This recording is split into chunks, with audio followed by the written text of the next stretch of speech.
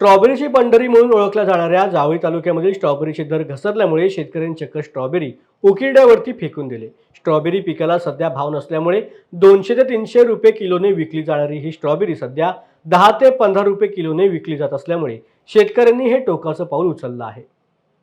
यावर्षी नोव्हेंबरमध्ये 200 रुपये किलो असणारी स्ट्रॉबेरी आता 20 ते 25 रुपये किलोनं विक्री जाते आणि आता जे स्ट्रॉबेरी खातात ते 200 रुपये किलोनं त्यांना भेटते, पण शेतकऱ्याला 20 रुपये किलोनं पण हातात पैसे येत नाही। एकरी 4 ते 5 लाख रुपये भांडवल आहे, 50,000 रुपये पण एकरी होणं मुश्किल आहे।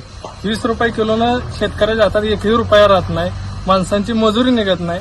शेतकरी आता स्ट्रॉबेरीची झाडं उपटण्याच्या परिस्थितीत आहे, त्यामुळे शेतकऱ्यांना आर्थिक मदत किंवा 50 रुपये किलोनं हमी भावानं यंदा स्ट्रॉबेरीला ह्या पाल्याच्या मालाला मिळावं।